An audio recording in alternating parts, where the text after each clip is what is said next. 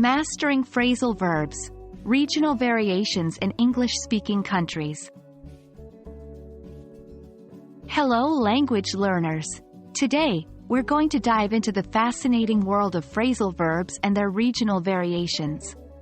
As we know, phrasal verbs are an essential part of English language, combining a verb and one or more prepositions or adverbs.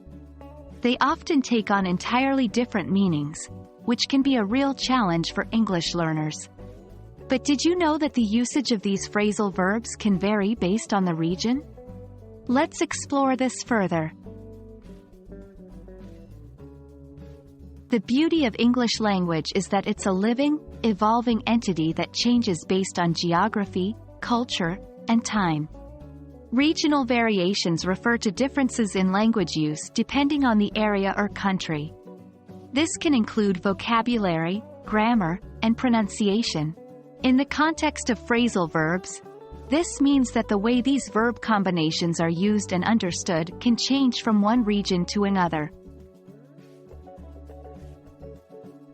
Let's take a look at some examples to make this clearer. 1. Pop in versus stop by. In British English, pop in is frequently used to describe a short or casual visit, as in, I'll pop in for a cup of tea. In American English, however, the phrase, stop by, is more commonly used with the same meaning. Like, I'll stop by for a cup of coffee. 2. Knock up versus wake up. Be careful with this one.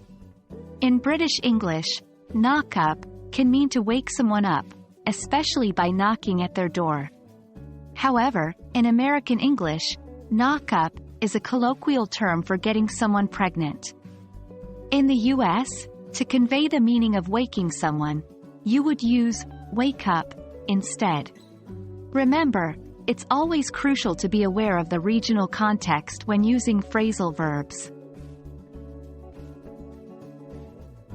It may seem overwhelming to remember all these variations, but don't worry. Most English speakers around the globe will understand the standard definitions of phrasal verbs. However, having an understanding of regional variations can greatly enhance your comprehension and fluency.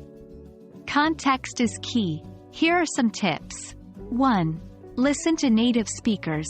This is the best way to pick up on regional variations. This could be through movies, music, podcasts, or conversations.